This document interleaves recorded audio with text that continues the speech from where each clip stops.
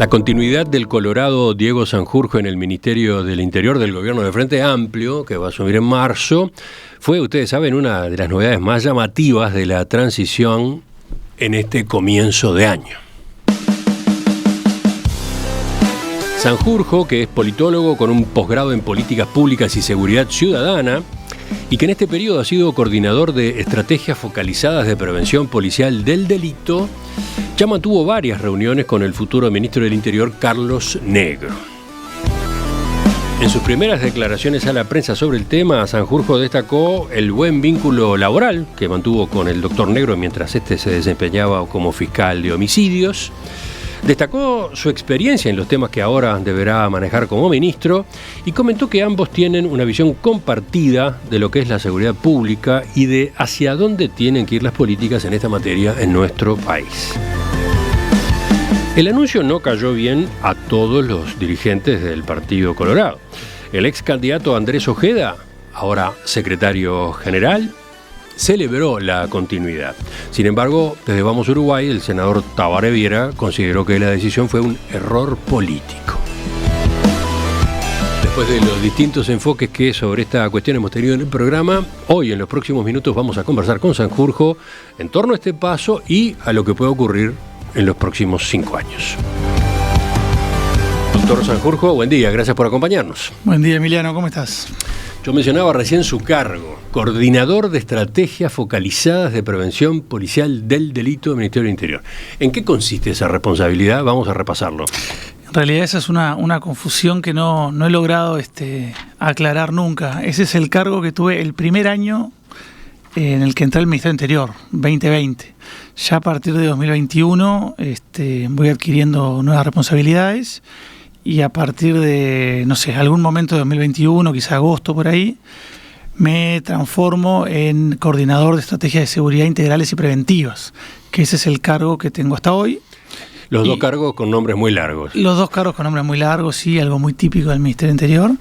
Y va un poco por todos lados, es decir, si yo tuviera que decirte exactamente qué es lo que hago, diría que es una tarea clásica de lo que en el mundo de las políticas públicas se denomina analista de políticas públicas, que básicamente es analizar problemas, analizar políticas, evaluar políticas y en base a eso diseñar, proponer y en algunos casos gestionar e implementar políticas que para los ministros son importantes. O sea, va de un lado para otro con muchas cosas diferentes. ¿Es un cargo de confianza? Es un cargo de confianza en el sentido de que no es un cargo político. No, yo nunca representé al Partido Colorado en el Ministerio del Interior. No sé si técnicamente es lo que se denomina un cargo de confianza, que es un cargo Q, como se le llama a la administración pública. La realidad, y creo que eso también generó bastante confusión con algunos miembros del Partido Colorado, es creer que en un ministerio blanco solamente podía haber una persona en la medida colorada, en la medida en que hubiera un trato con el Partido Colorado, que no lo había. Es decir, yo no represento al Partido Colorado. Soy del Partido Colorado, lo cuido, pero mi lealtad siempre ha estado con el ministro y con el Ministerio del Interior porque es un cargo en el que me han contratado como técnico independiente. Pero a ver, ¿usted cuándo ingresó con ese primer cargo de coordinador de estrategia focalizada de prevención policial del delito? En 2020 y por llamado. Ah, por llamado. Sí. O sea, no fue una designación política, no fue una cuota del Partido Colorado. No, fue por llamado, pero no duré, como le digo, mucho en ese cargo. Al año más o menos ya las responsabilidades que se me estaban dando superaban ampliamente lo que se suponía que tenía que hacer. Ajá. Y ahí, pedí que se me diera un cargo acorde a las responsabilidades que iba adquiriendo. Pero por lo que usted señala, esas nuevas responsabilidades no le fueron adjudicadas por su condición de Colorado. Tampoco. No. Si bien usted es Colorado. Sí, por supuesto, y intento cuidar al Partido Colorado y tener la mejor relación y siempre me gusta que los colorados se sientan representados por mi trabajo, por supuesto, pero no estaba ahí por cuota política, no voy a estar ahí por cuota política tampoco y mi primera lealtad tiene que estar siempre con el ministro y con el Ministerio del Interior porque para eso me contratan. ¿Estaba en sus planes la continuidad? No, te diría que no estaba en mis planes. Sí le he agarrado mucho cariño al Ministerio del Interior. Es uno de esos lugares donde siempre se dice que bueno, que es una carnicería, que lo es, que es un lugar. La tumba de los cracks. La tumba de los cracks. Una de las varias tumbas de los cracks que hay en la política uruguaya. Una de las varias, y voy a decir que es cierto, tiene mucho de cierto eso, pero bueno, a mí, yo, bueno, ya lo hemos hablado en este programa, creo alguna vez, yo me formé, especialicé toda la vida justamente para trabajar como analista de política de seguridad. Volví a Uruguay hace una década justamente para esto, dejé la academia y entré en política para esto. Uh-huh. Decidí ingresar a formar parte de un Ministerio del Interior liderado por el Partido Nacional porque entendía que la importancia del tema lo ameritaba y lo mismo vale ahora, es decir, me produce cierta satisfacción poder seguir trabajando en un ministerio al que le he agarrado cariño, donde conozco a las personas y donde creo que hay muchísimo por hacer. ¿Cuándo empezó a gestarse la posibilidad de la continuidad? ¿Fue en el momento en que se anuncia al doctor Carlos Negro como futuro ministro? Sí, diría que a los pocos días de esa designación, que para mí fue una gran sorpresa. ¿Usted no esperaba al doctor Negro como ministro? No, creo que él tampoco. Ajá. De hecho, habíamos estado conversando hace un par de semanas antes sobre quién podría ser, las dificultades que habría, que había que hacer exactamente, no sé qué. Salvo que sea un gran actor, Carlos Negro, creo que ninguno de los dos sabía que eso era una posibilidad. Pero hay que entender entonces que la iniciativa fue del doctor Negro. Bueno, no lo sé, entiendo que sí, él me ha dicho que sí, eso es lo que él me ha dicho, todas las reuniones que he tenido han sido con él. ¿Usted había tenido contactos antes, ¿no?, con el equipo de Yamandú Orsi? No, nunca. De hecho, no conozco. Creo que alguna vez, he saludado una vez al futuro presidente Orsi, pero no, nada más. Nunca he tenido una conversación con él. O sea, su continuidad se dispara con el nombramiento del doctor Negro como futuro ministro. Exactamente. Y en particular, él entiende que es conveniente. Entiendo que sí. Esas son las noticias que he tenido y dudo que sea diferente porque, como le digo, nunca he tenido una conversación de más de un minuto con ningún otro miembro de su equipo o del equipo más cercano de Yamandú Orsi. Y en cambio con Carlos Negro, porque él era titular de una de las fiscalías más importantes de homicidios del país, teníamos una relación profesional, no sé si demasiado asidua, pero cada tanto nos veíamos, conversábamos, creo que teníamos una buena relación y creo que los dos sabíamos que teníamos una visión compartida sobre la seguridad pública. ¿Cómo va a cambiar su tarea entonces, ahora, a partir del 1 de marzo? Y yo creo, no lo sé, pero en principio no debería cambiar mucho. No, es decir, lo que él quiere, lo que él me ha pedido es que siga dándole a él la misma asesoría, la misma asistencia que venía haciendo con el doctor Martinelli, ¿no? De vuelta, a analizar los problemas de seguridad, a evaluar las políticas que se llevan adelante, proponer alternativas, proponer cambios, hacer propuestas de nuevas políticas y programas, y en algunos casos, cuando se considera que es importante, también hacerles el seguimiento, gestionarlas, implementarlas. Es decir, eso es para lo que yo me he preparado siempre, es lo que me gusta hacer, es lo que disfruto, y es creo que donde mejor puedo aportar. Asumo que irá por ahí. ¿Pero será el mismo cargo? ¿Ese que usted recién aclaraba cuál es exactamente? No necesariamente, sí, a ver, sin entrar mucho en detalle, ¿no? Pero evidentemente yo pedí que las condiciones laborales mías se mantuviesen, pedí que mi equipo, el equipo con el que yo trabajo, que me costó mucho armar, y que tampoco es político partidario, hay que decirlo en lo más mínimo, sino que son técnicos formidables que fui juntando de alguna manera durante 5 años. Pedí que ellos se mantuvieran, que también era algo común y corriente, digamos. Y bueno, si a él le parece que yo debo dedicarme a una cosa u otra, lo haremos. Durante esta administración usted tuvo un protagonismo especial desde fines de 2022, que fue cuando comenzó a coordinar una mesa interpartidaria que a su vez, en diálogo con la academia y con organizaciones sociales, derivaría en la presentación de un documento titulado Estrategia de Seguridad Integral y Preventiva. Este informe que se divulgó 6 meses después del comienzo de las conversaciones, a mediados de 2023, incluía 16 medidas en materia de seguridad. Mi pregunta es, teniendo en cuenta todo lo que venía explicando usted recién, ¿se puede interpretar que aquel documento será la base de su trabajo a partir del 1 de marzo? No hemos tenido esa conversación. Sí hemos conversado sobre que la mayoría de esas medidas el doctor Negro las ve como medidas positivas. Hemos conversado sobre que varias de ellas merecen, ¿no?, o deberían seguir desarrollándose, evolucionando, corrigiéndose, pero mantenerse. Pero no hemos conversado sobre que mi rol sea seguir implementándolas, ¿no? Yo creo que esa estrategia fue muy exitosa en el sentido de que cuando uno diseña una política, uno gestiona una política, el objetivo final siempre debe ser que esa política se pueda institucionalizar. ¿Qué significa eso? Que no dependa de mí o que no dependa de el jerarca de turno o del director de turno, que es algo muy común en la administración pública uruguaya, ¿no? Uh-huh. Que se muere alguien o se va alguien y toda la política se cae a pedazos.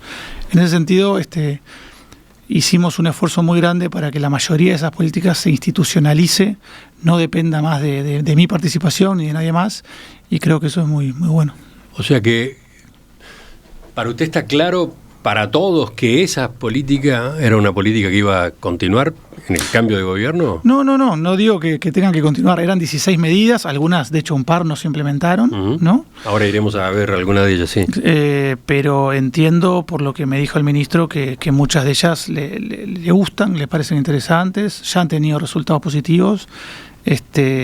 También en muchos casos, hay que decirlo, eran medidas que Uruguay se debía hace décadas. Estamos hablando, por ejemplo, de las encuestas de victimización. Son medidas que los gobiernos de turno debieron haber tomado hace 30 años. Pues fácil, ¿no?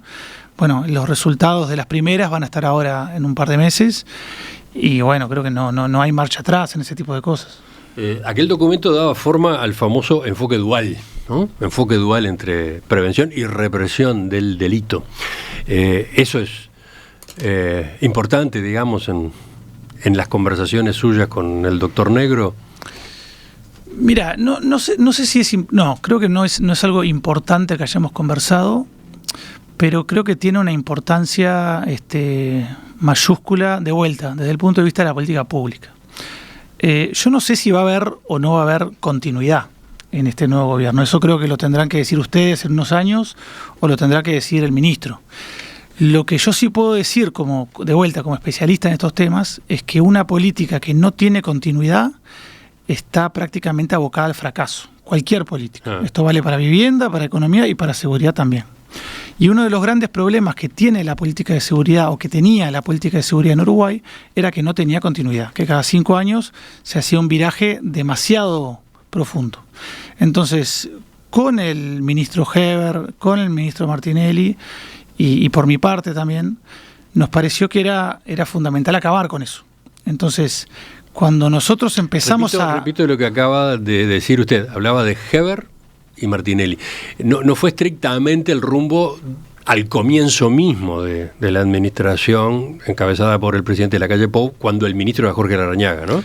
Si te parece, vuelvo ahora a eso, ¿no? Pero para mí y para ambos ministros era muy importante crear o diseñar un marco teórico, un marco discursivo, que es el enfoque dual, que de alguna forma permitiera obtener ciertos consensos entre, diría yo, la centroizquierda y la centroderecha. Es decir, crear un marco teórico, un marco discursivo, con el cual la mayor parte del sistema político se sintiera cómodo, lo suficientemente cómodo como para poder tener una conversación basada en los mismos principios, que permitiera cambios, matices, todo lo que uno quiera, pero que no implicara siempre un viraje de 180 grados cada 5 años, ¿no? Y que a su vez también deslegitimara a los loquitos que tenemos a ambos extremos, ¿no? Los loquitos. Sí, a los que de un lado dicen que hay que matar a todos los presos y del otro lado a los que dicen que hay que abolir a la policía, ¿no?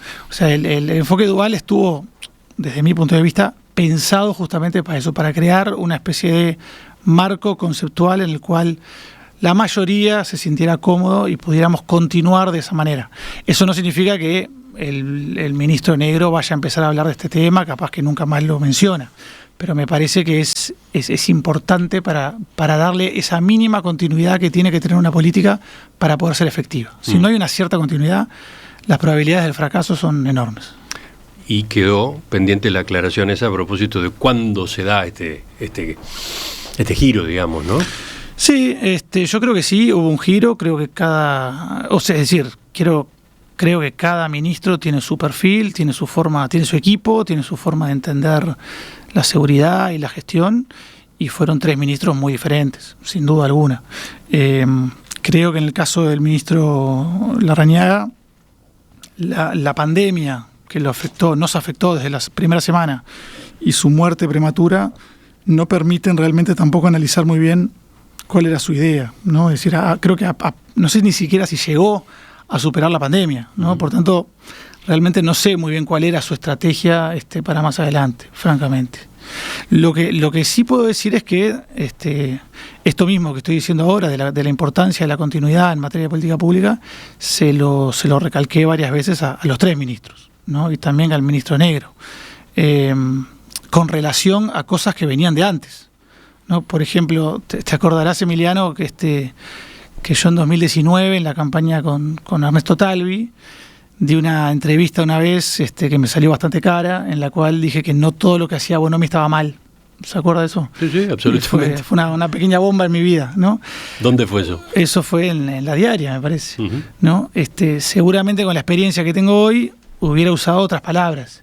Pero cuando yo hice esas declaraciones, el objetivo justamente era poner sobre la mesa que habían algunas cosas que había hecho, había varias cosas que había hecho el Frente Amplio que debían continuar, quizá corregirse, pero continuar, ¿no? Más allá de que los resultados no habían acompañado.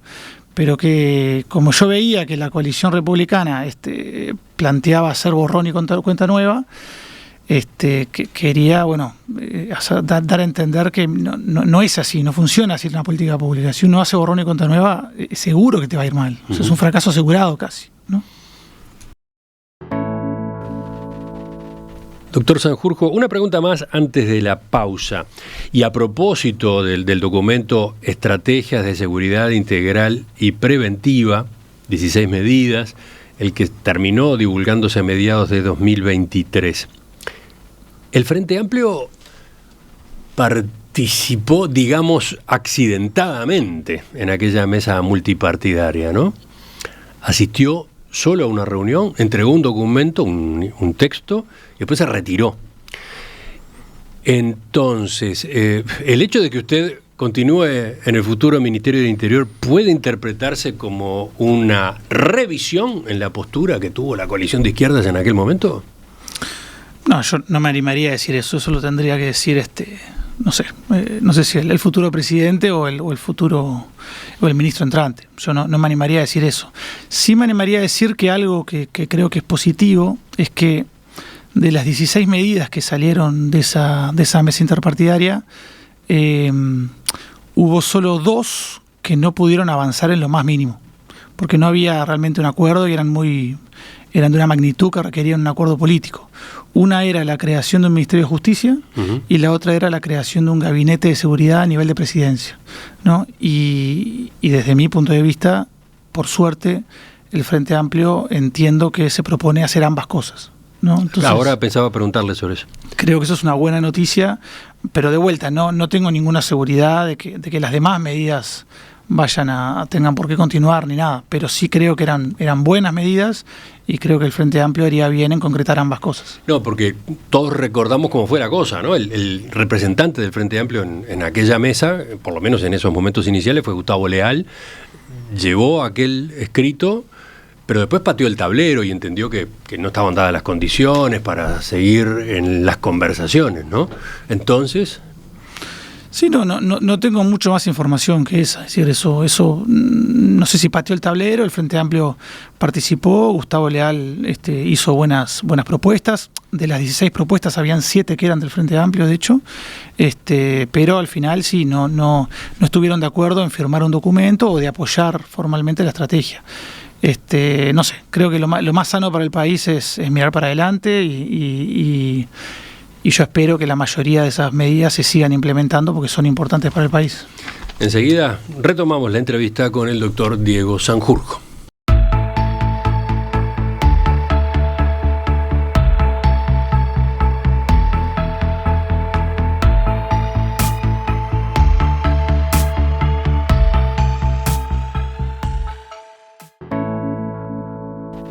El politólogo colorado Diego Sanjurjo fue noticia en las primeras semanas del año cuando se confirmó que continuará en el equipo del Ministerio del Interior cuando asuma el gobierno de Yamandu Orsi.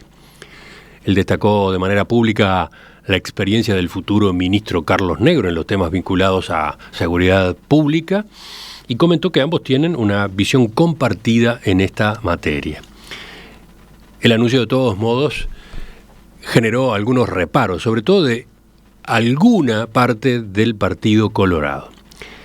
Estamos hoy en la entrevista central conversando con él para conocer qué implica este paso, en qué trabajará concretamente a partir del 1 de marzo, qué ocurrirá en los próximos 5 años. Doctor Sanjurjo, yo ponía el foco recién hace unos minutos en el documento que terminó dándose a conocer a mediados de 2023, Estrategia de Seguridad Integral y Preventiva, surgido de una mesa interpartidaria que a su vez se enriqueció con el aporte de la academia y de organizaciones sociales, ¿no? Un texto que incluía 16 medidas en materia de seguridad. Le propongo repasar algunas de ellas. Y empiezo para eso con la más conocida, la que despertó mayor curiosidad en los medios, ese programa de prevención de homicidios titulado Barrios sin Violencia. Funciona desde marzo del año pasado. Empezó a implementarse en marzo, pero los equipos no se desplegaron hasta, me parece que junio. Ajá.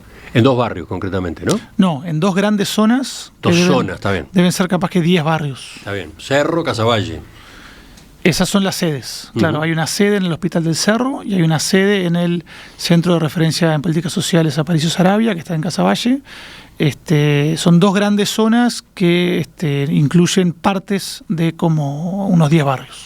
Tiene financiamiento del Banco Interamericano de Desarrollo, es un crédito, ¿no?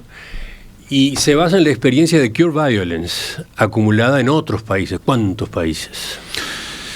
Países no te puedo decir, sí te puedo decir que ya se ha implementado en más de 100 ciudades del mundo, ¿no? Incluyendo latinoamericanas, asiáticas, africanas, de Europa, de América del Norte y de Europa.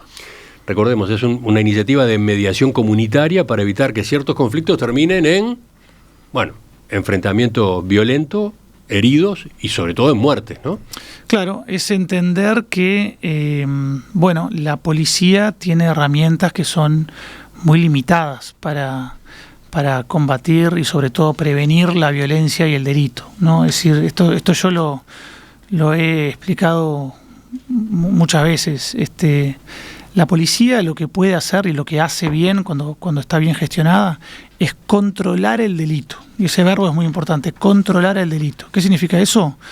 Que si yo tengo una boca de droga, por ejemplo, que está por distintas razones aterrorizando a toda la cuadra, lo que la policía puede hacer a través de una buena investigación en contacto con la fiscalía es terminar cerrando esa boca, procesando o formalizando a las personas y evitar que esa boca se expanda, que esa violencia se expanda.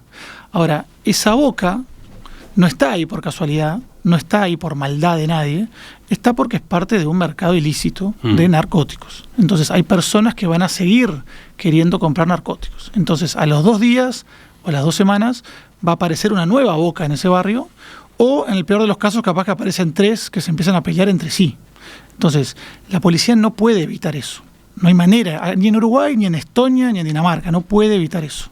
Entonces, para no solamente controlar la expansión del delito, sino para bajar de manera sostenida el delito, precisás trabajar sobre las causas del delito, ¿no?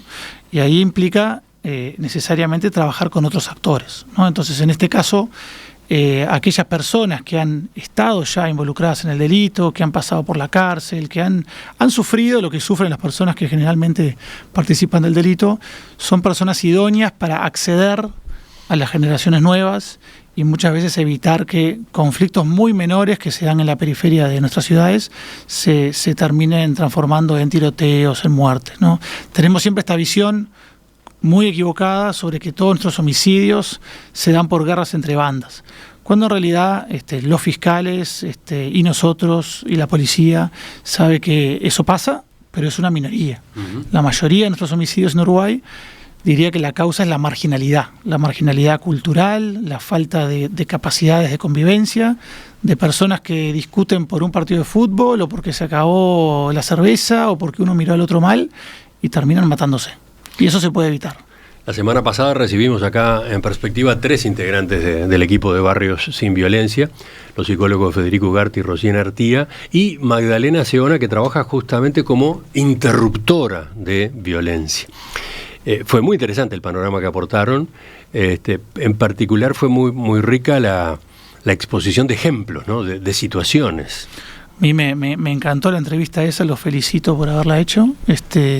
Y sí, la verdad que de vuelta, son políticas que en otros países, como dijimos, llevan décadas, ¿no? Por ejemplo, en Cali, Colombia, lleva décadas, es decir, no hay cientos de personas que hacen este trabajo, ¿no?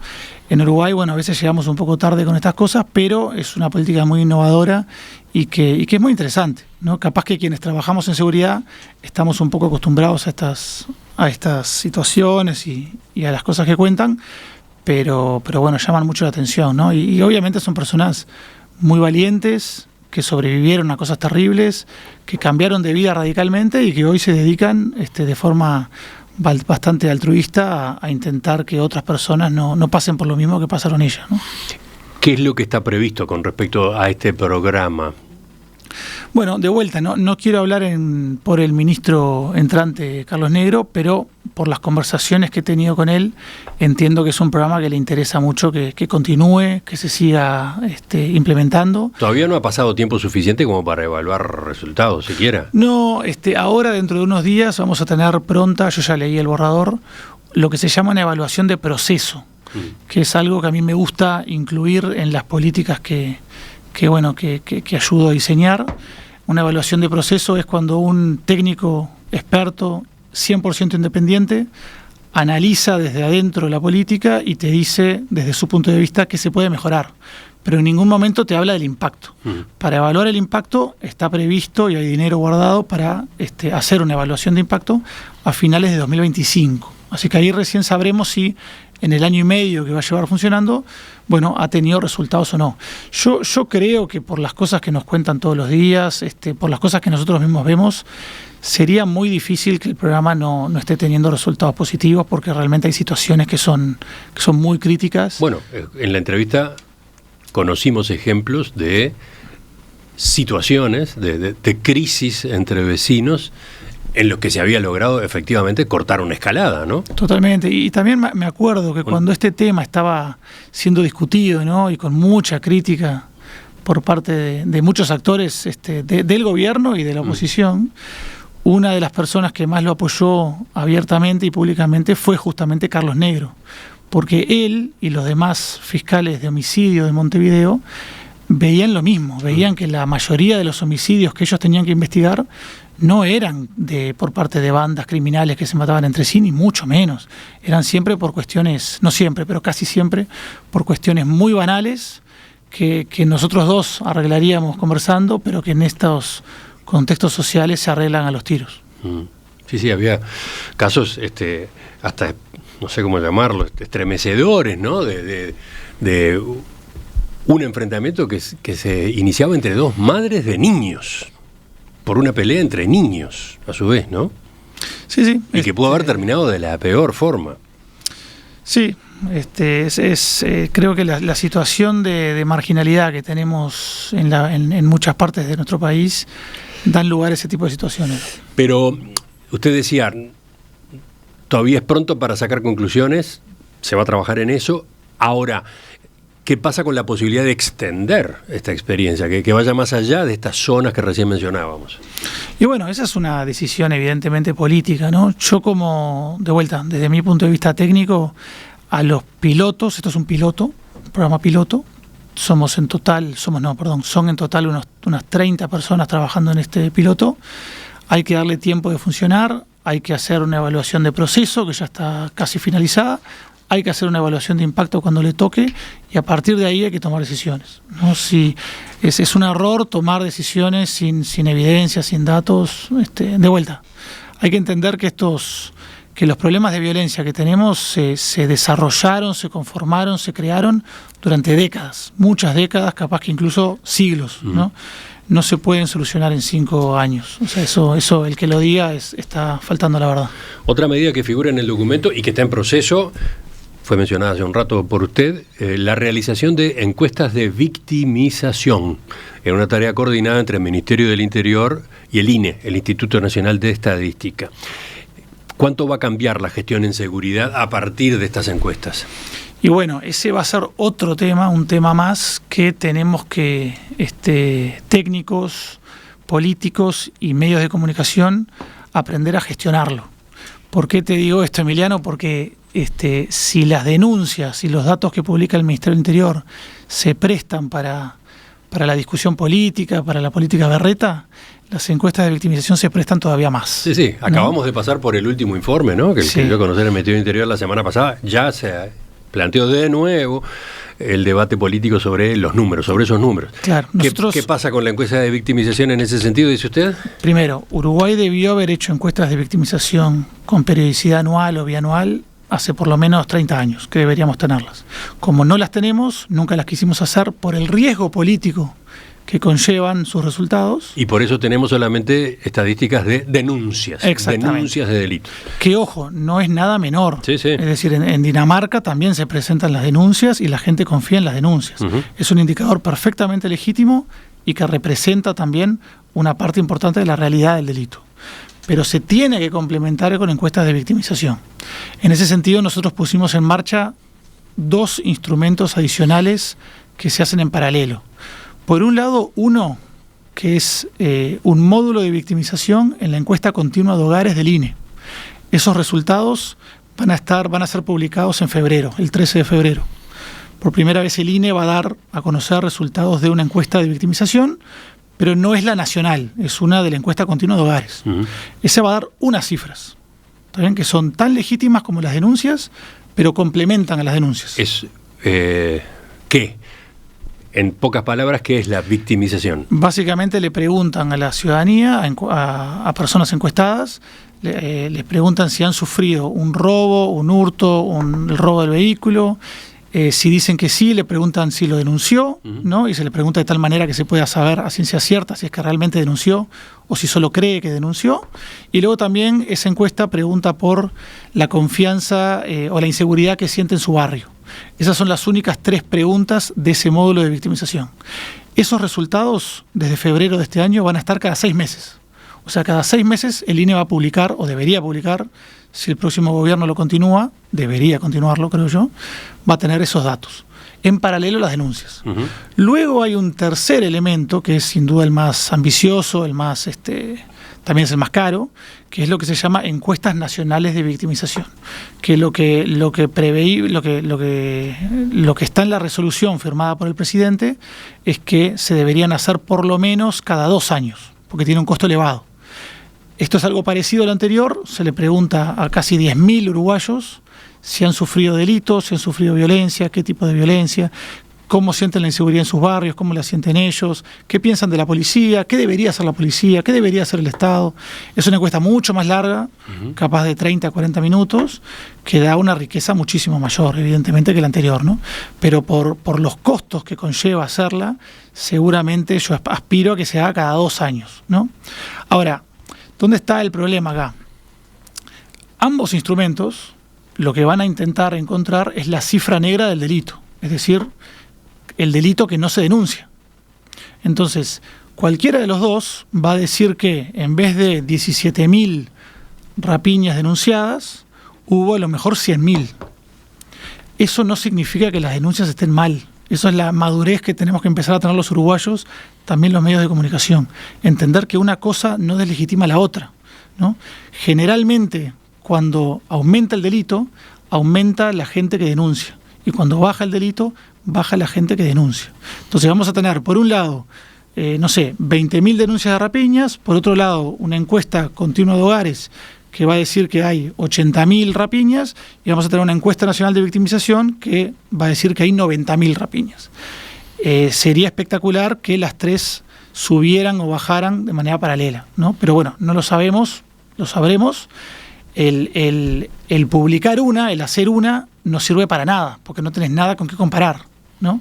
Lo que sirve es hacer una segunda, una tercera, y a partir de ahí ver la evolución, ¿no? Y mi esperanza es que en 5 años, en 8 años, ya no hablemos más de las denuncias, o no hablemos tanto de las denuncias, sino que hablemos de cómo evolucionan los resultados de las encuestas de victimización. Doctor Sanjurjo, otra medida que está en proceso es la preparación de una nueva estrategia para el sistema carcelario, que ya produjo el libro blanco de la reforma penitenciaria, coordinado por la socióloga Ana Viña. El propio doctor Carlos Negro asistió a la presentación de ese documento. Ya profundizaremos en él, pero en pocas palabras, ¿cuál es la importancia que usted le asigna? Bien, mira, primero, y capaz que dejamos hacer un paréntesis primero y hablar un poco sobre el conflicto que esto generó con algunos compañeros del Partido Colorado, mi continuación en el próximo gobierno, ¿no? Porque un tema que yo considero fundamental a la hora de analizar, acceder a continuar trabajando en el Ministerio del Interior, es la urgencia absoluta que tiene esta temática para el Uruguay, ¿no? Tenemos que entender que América Latina está absolutamente avasallada, dominada por la corrupción y por el narcotráfico y por el crimen organizado. Uruguay es uno de las muy pocas excepciones en todo el continente que no está realmente en una situación, yo diría, de gobernanza criminal avanzada, donde el Estado comparte el gobierno con el crimen organizado. Hace 3 años, Ecuador, que era uno de los países más pacíficos de la región, perdió el control de la seguridad y en 3-4 años se le quintuplicaron los homicidios. Costa Rica, el año pasado, uno de los países más seguros de América Latina, uno que siempre se compara con Uruguay, perdió el control de la situación de seguridad, en un año se le duplicaron los homicidios. Este año tuvo casi tantos homicidios por habitante como Brasil. Es decir, en América Latina, por una cantidad de razones que podríamos conversar en otro momento, yo diría que hay una corriente, hay una tendencia que lleva a los países a hundirse en la corrupción y el narcotráfico. Uruguay es uno de los poquitos países de la región, muy poquitos países, que está agarrado a una rama y está intentando no ahogarse y que de vez en cuando parece como que da algunas brazadas hacia la orilla y a veces parece al revés, que retrocede, ¿no? Entonces, hay muchas áreas del Estado que son urgentes, muchísimas, pero esta hasta ahora es irreversible. Es decir, no conozco ninguna democracia en América Latina que haya perdido el control de la seguridad y que la haya retomado. No conozco ninguna. ¿No? ¿Por qué digo esto? Porque cuando yo accedo a continuar trabajando acá, cuando yo volví de España a Uruguay, cuando dejé la academia, cuando entré en política, cuando accedí a estar en un ministerio del Partido Nacional y ahora también cuando me piden que continúe y accedo, es porque entiendo que tengo algo para aportar y porque entiendo que la urgencia del problema tiene que sobreponerse a la política menor, por así decirlo. ¿Está bien? Y ahora vuelvo a lo de las cárceles. De todos los aspectos de la seguridad pública que son más urgentes, para mí, sin lugar a dudas, las cárceles es el número 1. ¿Por qué? Porque en todas estas democracias latinoamericanas, completamente avasalladas por el crimen organizado, el problema, el origen más cercano, son las cárceles, ¿no? Cuando vos tenés cárceles que están hacinadas, que están abaratadas, y donde el Estado no es capaz o no quiere suplir las necesidades básicas de los presos, lo que sucede es que lo va a suplir un grupo criminal. Es decir, dentro de la prisión se crean mercados ilegales intracarcelarios donde grupos criminales le dan comida, le dan medicamentos, le dan abrigo, le dan seguridad, le dan droga a los presos y a través de ese mercado ilegal intracarcelario crecen, ¿no? Entonces, las cárceles en América Latina se han vuelto incubadoras de crimen organizado. O sea, bandas menores como las nuestras crecen hasta que pueden dominar la cárcel y luego, en los peores casos, empiezan a dominar los barrios, empiezan a enfrentarse al Estado y empiezan a ganarle al Estado, ¿no? Esto ha pasado en Brasil, Venezuela, Honduras, Ecuador, pero también está pasando en Chile, ha pasado en lugares de Argentina, está pasando en Perú, está pasando en Colombia, ¿no? Si nosotros realmente creemos que Uruguay va a ser una excepción para siempre, somos muy ilusos, ¿no? Entonces, la importancia que tiene este libro blanco es que por primera vez, lo cual de vuelta habla del atraso que tenemos en algunas áreas, por primera vez tenemos un plan para revertir esto y transformar el sistema penitenciario, lo cual va a tardar décadas. El doctor Negro dijo: es un insumo que este gobierno actuante ha creado, es realmente muy completo, es una base imprescindible para trabajar el tema penitenciario. Sí, y además recordemos que esta era una de las medidas que salió de la mesa interpartidaria. En concreto la propusieron el Partido Independiente y el Partido Colorado. Fue un ministro blanco el que la tomó y la implementó y la financió. Si ahora un gobierno del Frente Amplio decide, dar ese documento como legítimo y bajarlo a tierra, que es lo que habría que hacer, y crear una estrategia para estos primeros 5 años, en los hechos tenés una política de Estado.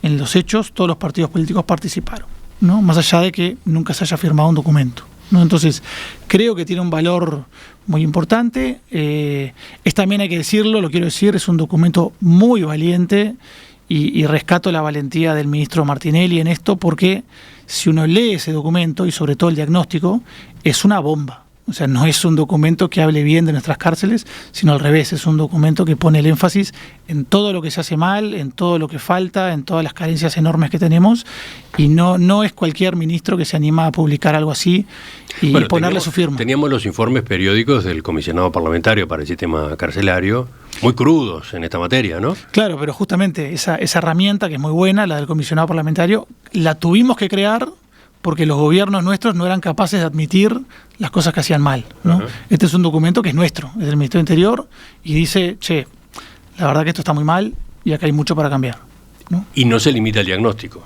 No, por supuesto. Es decir, plantea, a grandes rasgos, cómo podemos hacer o qué habría que hacer para tener un sistema penitenciario que logre su objetivo, que es rehabilitar, resocializar a la mayoría de los presos. Los países, Emiliano, que son seguros, que son realmente seguros, son aquellos países que utilizan el sistema penitenciario que aprovechan el sistema penitenciario para tener a todas las personas más violentas, más peligrosas y con mayores problemáticas de su país, lo aprovechan, que están todas juntas y obligadas a estar ahí para enseñarles a trabajar, para enseñarles a convivir, para tratar sus adicciones, para que salgan mejor de lo que entraron, ¿no? Y cuando baja la reincidencia penitenciaria, lo que sigue es que baja el delito de manera sostenible, ¿no? Y esto, que para muchos uruguayos es como una ilusión, una utopía, es por desconocimiento radical en la materia, porque en España, los españoles no son tan distintos a nosotros, me parece, en España la reincidencia a nivel nacional es menor al 30%. En Uruguay es del 70%. Entonces, España tardó unas décadas en lograrlo, pero lo hizo con seriedad, basado en evidencia, y lo consiguió. Y hoy tiene un país increíblemente seguro. Y bueno, tenemos que hacer lo mismo. Me quedan un par de preguntas políticas para hacerle en el final de la entrevista. Llegamos al final de la entrevista con el doctor Diego Sanjurjo, coordinador de Estrategias de Seguridad Integral y Preventiva en el Ministerio del Interior, que continuará en el equipo del nuevo ministro, Carlos Negro, a partir del 1 de marzo en la presidencia de Yamandu Orsi. Para el final, porque quedan pocos minutos, doctor Sanjurjo, decía yo un par de preguntas políticas. Usted ya aludió un par de veces en la entrevista a la discusión que se ha generado dentro del Partido Colorado por esta decisión de su continuidad. Usted consultó a Andrés Ojeda, secretario general del partido, ex candidato presidencial. ¿No debió haber consultado también a Vamos Uruguay, el sector que encabeza Pedro Bordaberry? ¿No debió haber puesto el asunto a discusión del Comité Ejecutivo Nacional del Partido Colorado? A ver, primero aquello con lo que empezamos la entrevista, ¿no? Que quiero que sea bien enfático en esto. A mí nadie me invitó a formar parte del gobierno entrante en representación del Partido Colorado. Nunca se planteó de ninguna manera que el Partido Colorado se hiciese corresponsable del Ministerio del Interior, ni nada parecido. Si fue desde el principio, me invitaron a participar como un técnico independiente, de mi partido. Pero la semana pasada el senador Tabaré Viera reclamaba que el tema fuera analizado por las autoridades del partido, ¿no? Bueno, yo por un tema, como soy una persona de partido y creo que corresponde, simplemente corresponde por caballerosidad, diría yo, y porque son personas, son compañeros a los que respeto mucho y quiero mucho. Primero lo conversé con mi jefe, es decir, no me reuní nunca con Carlos Negro sin haber conversado antes con el ministro actual, Nicolás Martinelli. Yo quería que él estuviera al tanto de que iba a tener esa reunión, o que me habían llamado, o que algo así iba a suceder. Él me dio el visto bueno. De ahí hablé con mi agrupación, con Vallismo Abierto, donde está Antonio Mansi, está Victoria Pasquet, está Ope Pasquet. Hablé con ellos, les expliqué la propuesta que se me había hecho y mi interés por seguir colaborando con el país en esta materia. Después hablé con el líder de mi sector, que es Robert Silva, y después finalmente hablé con el secretario general, que es Andrés Ojeda. Todos, creo que porque me conocen muy bien, saben la importancia que le doy a esto y la urgencia que creo que tiene que Uruguay no se suelte de esa rama de la que hablé antes y no pase a ser un país más avasallado por la corrupción y el narcotráfico. Todos me dijeron que si yo me sentía cómodo continuando, a ellos les parecía bien, siempre y cuando quedara claro que era a título personal, que el Partido Colorado no iba a estar ni detrás mío, ni detrás del ministerio, ni mucho menos, ¿no? ¿Por qué no hablé con Vamos Uruguay? Y bueno, básicamente porque entiendo que en un partido político tiene que haber una jerarquía, y en este caso hablé con el secretario general. Sí conversamos en su momento con Andrés sobre la posibilidad de conversar esto o presentar esto en el órgano que toma las decisiones. Pero como era una fecha de verano y no se estaban reuniendo tampoco, no se dio la posibilidad. Planteárselo Vamos Uruguay me parece que no había necesidad, francamente. Esa es la realidad, no lo hice por nada más. También decir que conozco a Tabaré, es tremenda persona, tremendo político, tremendo colorado, no le tomo lo más mínimo mal sus comentarios, y también los entiendo, quiero decir esto, lo entiendo, es decir, entiendo perfectamente, soy consciente de que mi participación en el Ministerio del Interior del Frente Amplio es una complicación, quizá menor, pero una complicación menor para la estrategia electoral del Partido Colorado. Lo entiendo, igual que lo entendí durante las últimas elecciones. Hay un antecedente, ¿no? El de Eduardo Sainz-Stad en la Dirección General Impositiva al comienzo del primer gobierno del Frente Amplio, ¿no? Sí, era un poco chico yo para acordarme de esto, pero que yo participara de este ministerio actualmente fue un problema fue una complicación para mi sector político en el Partido Colorado, porque le costaba criticar con absoluta libertad al gobierno, ¿no? Y creo que sí, es una complicación para el Partido Colorado, lo entiendo, lo lamento, voy a intentar que eso no suceda, voy a bajar mucho mi perfil, pero repito lo que dije antes.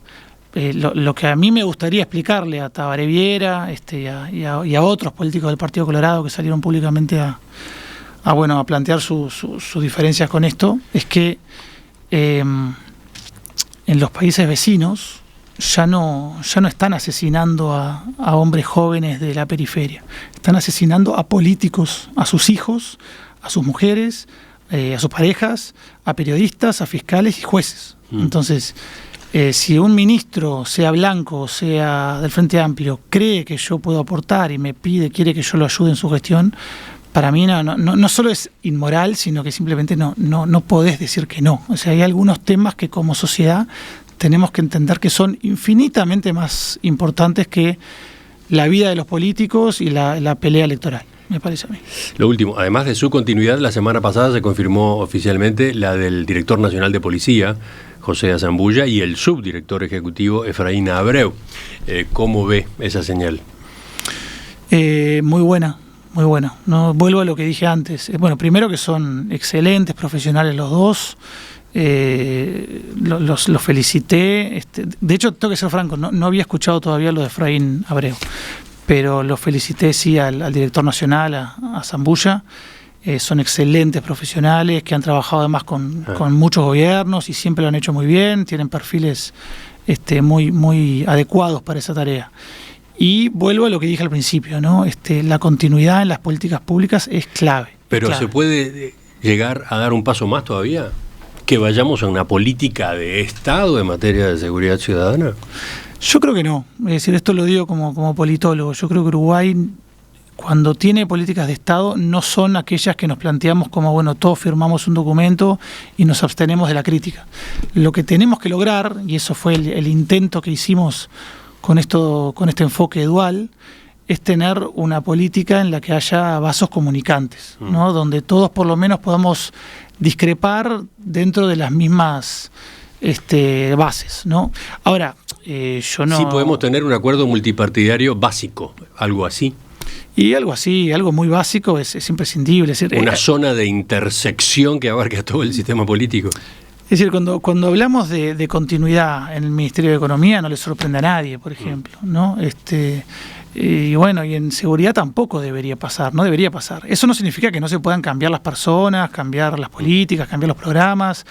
Yo creo que si cambia un gobierno y uno cambia todas las autoridades políticas, creo que es una decisión sabia mantener a las autoridades policiales, al menos al principio, al menos por un tiempo, para garantizar esa transición, y después uno evaluará, ¿no? Pero un consejo que le di a todos los ministros, incluyendo al entrante, a Carlos Negro, fue, mirá, en la medida de lo posible, al principio, hacer la menor cantidad de cambios posibles.